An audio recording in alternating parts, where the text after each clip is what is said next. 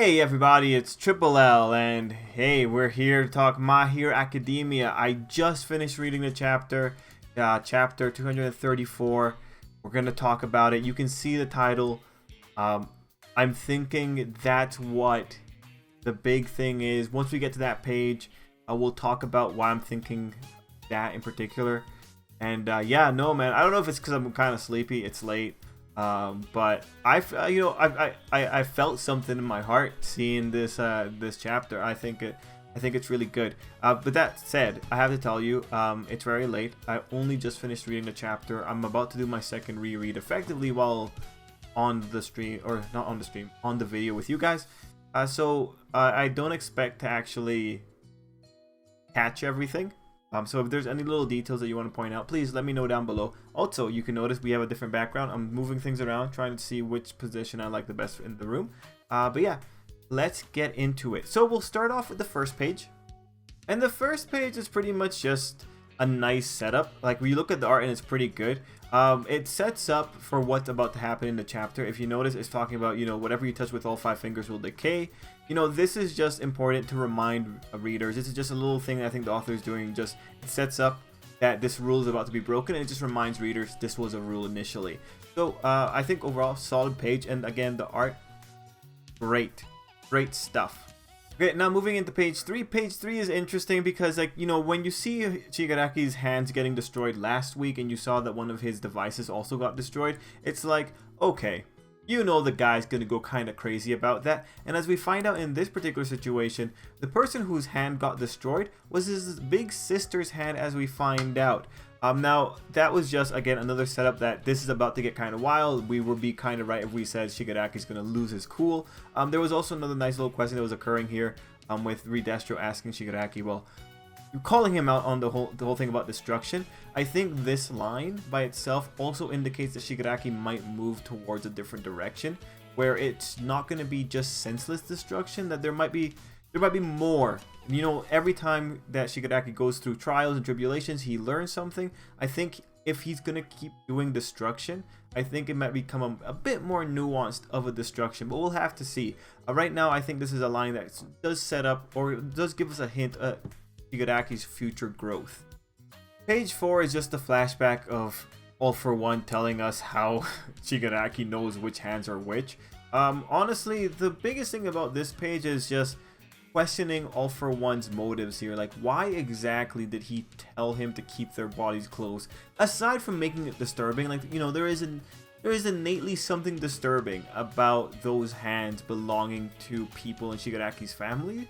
Although I do kind of question it. I do kind of question if those are actually their hands, because the hands, if you look at any of those hands that Shigaraki has on his body, could you accurately tell them apart?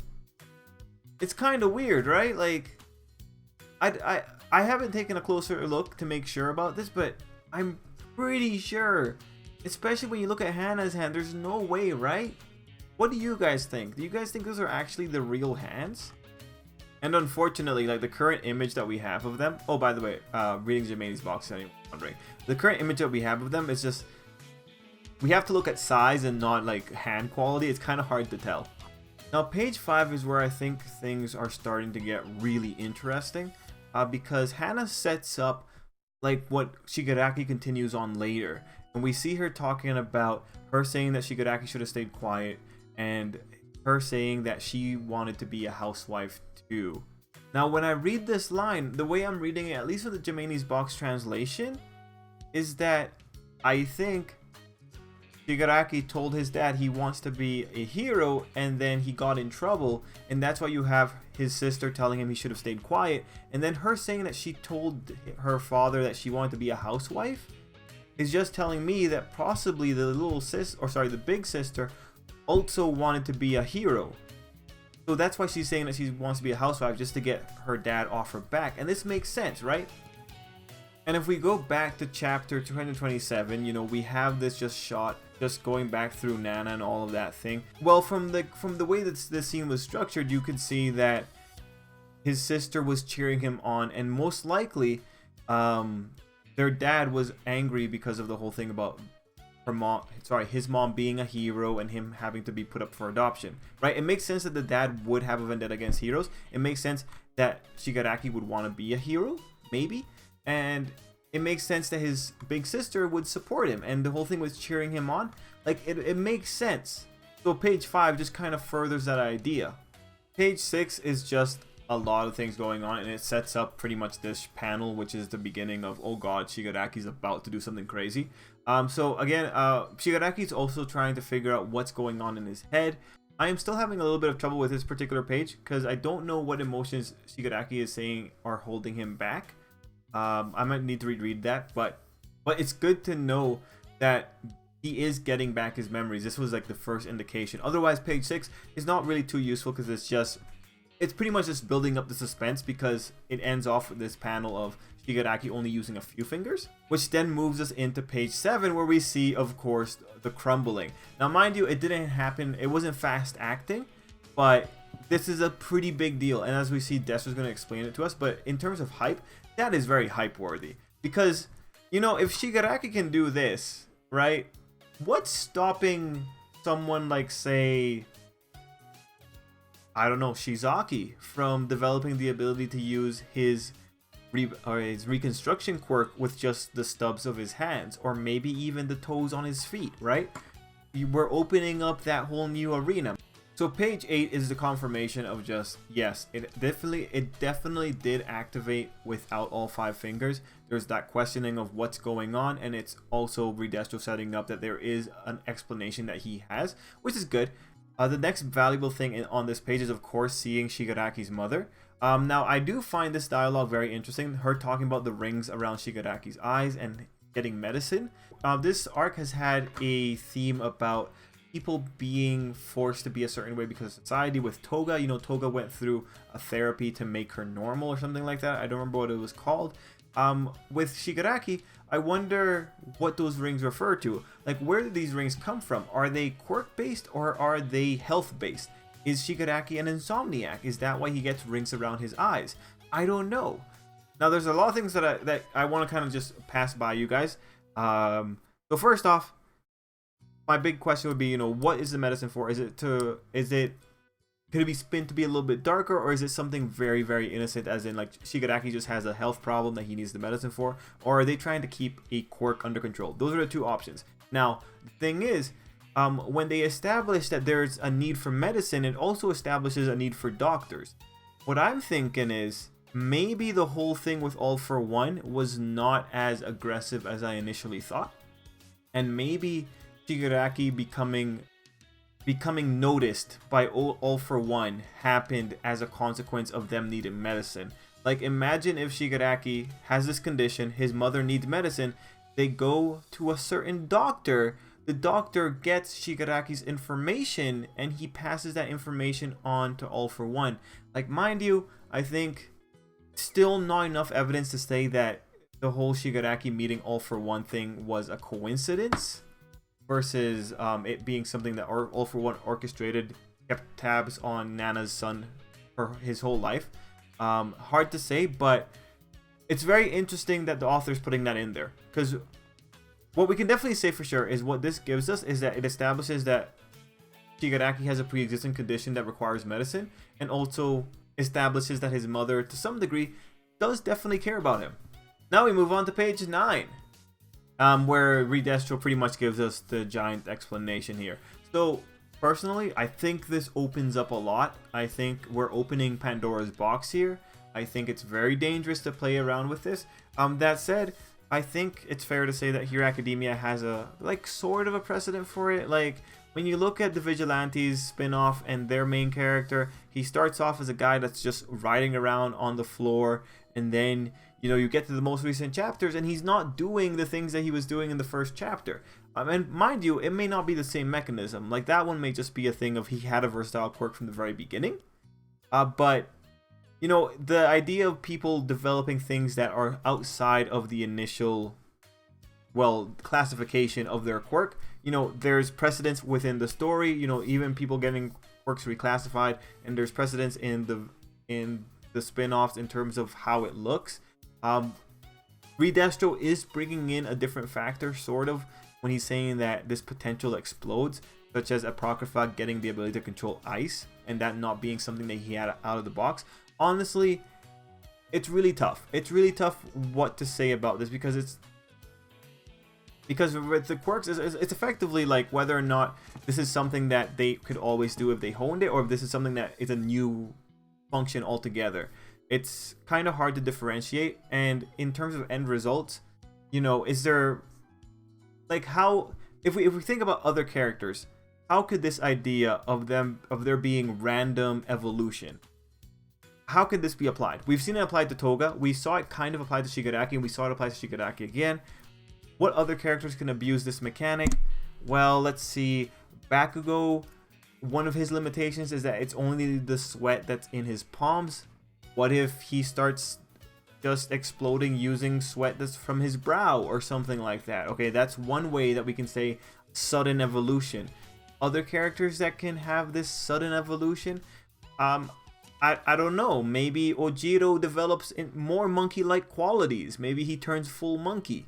I think that's a bit too aggressive.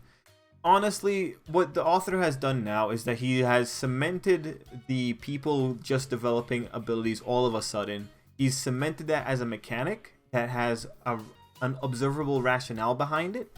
And now he can abuse it depending on whether or not he needs to draw out the surprise or suspense for any given scene. That's how I read this overall. He's legitimizing what Toga did a few chapters ago into a phenomena that Destro makes it sound like is easily observable in the world. Is this important for Hero Academia?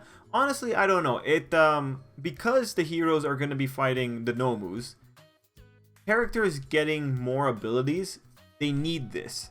So when you have Izuku on the cusp of unlocking 7 other quirks, it makes sense that the author would want to put in a mechanic that would allow other characters to have explosive evolution. Like, heck, maybe Ida grows another jet engine in his arms. I don't know, man. Like, it's hard to say. Right now, the way that the evolutions are happening, they don't seem to be too crazy. I mean, aside from like Toga's is like relatively crazy, like kinda, but not the worst thing. Right now, it just seems like logical extensions. We'll really need to see how the author wants to justify it in the future. Like I even in the Bakugo example, I think that's probably where we would get at most in terms of, you know, in terms of impact and or how crazy it would be. Like, yeah, Bakugo developing a few more mutant sweat glands, or Shigaraki being able to use his ability with his foot. I feel that those are acceptable upgrades, you know? But guys, let me know what you think about this. I think it's possibly a red flag only because it justifies more ass pulls. And we know how the community feels about that. But yeah, let me know what you think. If you like just seeing characters doing cool things, though, this mechanic could have a lot of potential. There's a lot of characters whose quirks could use some upgrades, right? Now, the next page is where Destro realizes he's in a lot of trouble because Shigaraki is putting out all the stuff that he's learned from Gigantomachia, i.e. moving through a wilderness environment. I think he even made the comment that Shigaraki looked like a cat. So this was just pretty cool. It's cool to see just another character acknowledging Shigaraki's potential here. And him telling us that the guy could have killed a hero or two at Kamino. Yeah, definitely. With that level of speed, if Shigaraki can clean up on his approach, yeah, he could be capable of a lot. So just a really cool scene of Destro pretty much shitting his pants. All worthwhile. Also, at this one, he also reveals that he's been training too and that his stress is honed as well. And he goes into 80% liberation. What that tells me with 80% liberation is that we're pretty close to seeing Destro's, pretty much his ceiling here. And it tells me that he's probably going to go 100% versus Gigantomachia because that just makes sense. So that's why I think that's happening. Now we move into like the double spread. A thing to note is that Shigaraki's kind of in that weird the weird space where he's not fully cognizant. But the thing that I'm most interested about is just what Destro did. He calls it stress bomb, and from the way it's drawn, it looks like the black ink that's on his body, the stress. It seems he can use it as a projectile, right? Like, that's kind of weird. So previously I thought the black ink was just some kind of, facial feature, or like it was like a mole or something, But this here, makes it seem like stress is an energy, right? Like it's an energy that can be manipulated. So that's really interesting because now this guy has long-range options using a mysterious energy form. Very interesting. That kind of qualifies it to me as being a bit of a versatile type quirk, because you know what exactly is stress? You know, what happens when you put this weird kind of film on someone? Like, what happens if this film latches onto their body? That's what I'm wondering. Or is it the same as a rock? Is he effectively just throwing around a weird looking rock? Effectively, right? So that's pretty interesting, man. Very interesting. I love seeing it. I wonder what he can do at 100%. So now we're at page 13. I skipped page 12 because it was just showing you some of the things about the grandparents. This is the page where things start coming together for me. He's talking about how his grandma and grandpa were so kind, and then you have Shigaraki saying that he remembers everything, and then you have him saying the line, "What I wanted them to say was," and it's like, if you find that line to be kind of familiar, it's because this is almost the same line that Izuku was saying back when he was talking about his mother, back when he was in front of All Might, back when he was not quirky yet, right? He was thinking about his mom, and he thought about how his mom said sorry to him, and he talked about, or he thought how he wanted her to say, "You can be a hero," right? So when I see this line, I just see it as the parallel between Izuku and Shigaraki gets deepened, right? So what do you guys think? What I wanted them to say was, what do you think it's the thing about the heroes? Because if you think about it, them being in a situation where the grandparents are super kind to him, but it's not the things that Shigaraki wants to hear, makes sense to me. It makes sense that what he wants them to say is that he could be a hero. He wants them to support him the same way that his sister supports him. Anyway, page 14 is just shit's about to hit the fan, right? Destro's being told to be careful that something's coming their way. We'll talk about this at the end of the chapter. And then we have that wonderful shot of Gigantomachia breaking through, and we have Shigaraki just looking in some ways the most human I've ever seen him. So that's pretty much the end of it. Let's call it there in terms of the walkthrough. Next week we're going to have the 5-year anniversary, a full color cover. So that's pretty cool. I think this is a pretty great time to have it, with Shigaraki about to have an awakening in terms of his character. There's just so much to talk about with this, because if the author goes through and says that Shigaraki wanted to be a hero as a kid, well, what kind of trajectory is that putting Shigaraki on? How is he going to rationalize this? How is he going to rationalize his association with All For One? Is he going to step out of All For One's shadow and become something in the middle? Something that's not a hero, something that's not a villain, maybe just an Avenger type of thing. You know, where is Shigaraki going to step into at this point? Is he going to become a vigilante? This is a jumping off point for the character. Is he going to double down on destroying everything? Or is he going to try and live up to the kid that he once was? Is he going to try to live up to what he once wanted? You know, I don't know. It's really interesting. The author could go multiple ways here, and there's not enough evidence to tell us what exactly he wants to do with Shigaraki. There's like little points here that you can argue are things that we can try to use to build a trajectory here. Like, you know, the general circumstances with All For One. How positive are we that All For One did not get involved in tampering with Shigaraki's life? Are we 100% sure, or are we not? What about the other people in the Villains Association? Some of them seem like misfits, some of them are legit murderers, but for someone like Spinner, is he redeemable? Mr. Compress, is he redeemable? You know, even Twice, is Twice redeemable? Or can these characters become something more than just villains? Can they become something that's sometimes helpful towards the heroes? Would Shigaraki go towards All For One and try to figure out what actually happened? He has his memories. You know, it's going to be interesting. Shigaraki after this arc is fundamentally different from the Shigaraki before this arc. And that's a pretty cool thing. Now, one thing that we do have to cover, because we're at Gigantomachia, wonderful Gigantomachia is there, is whether or not this arc had to get rushed.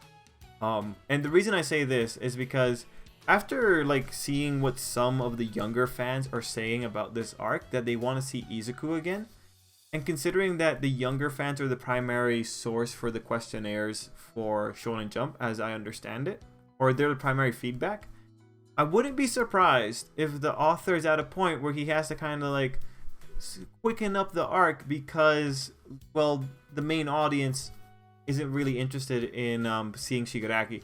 And man, like, it's always humbling to find out other people's opinions about Hero Academia and what they enjoy. And, you know, seeing that people just enjoy seeing the heroes, that's always humbling for me. But I think that kind of perspective is probably the majority for the target audience. And so the reason I'm saying this might be kind of sped up here, or that we're like kind of rushing towards the end, is because we haven't seen, well, the end to the fight with the politician. We got the beginning of it. And when you look at the beginning of the arc, the attention that the author is putting on the League of Villains is very different from the way it's working now. At the beginning, you had very, very involved moments with Toga and Twice, and now you're getting very involved moments with Shigaraki. It's like those two got the involved moments, and then the other two, Spinner and Mr. Compress, could have gotten those moments, but we had to like hasten things up, and we have to go with Shigaraki and just like get to the end of this arc. Heck, when you even see Gigantomachia waking up ahead of time, that's also telling you like this guy's trying to hasten the arc. When you have Hawks popping up there, you know, it feels very awkward. I feel like this is probably a critical thing for the arc, and he needs to just get this rolling faster. So that's how I'm kind of reading this. I think the trajectory for this particular arc got changed halfway through, and we're rushing towards an end. Now, how can we salvage this? I don't know. If we see a flashback next week, I doubt it because it's going to be the anniversary, but if we just see like the Mr. Compress and Spinner fight, I think we can say, okay, like there was a plan here. But right now, that's kind of how I'm reading this pacing. I see this as kind of a trajectory change. The attention that villains are getting right now is not the same as the attention that I think Curious got at the beginning of the arc, right? Like the way that he was handling his characters is very different to how these last little bits have been. But we'll have to see. We don't know how many how many chapters are left for the villain arc. But man, oh man, what a time! Holy! I think this is a game-changing chapter. But what do you guys think? Let me know down below. I gotta end this because I'm tired. Gotta go to sleep. But yeah, let me know down below. Until next time, I hope you have an absolutely great night or day, depending on when you see this.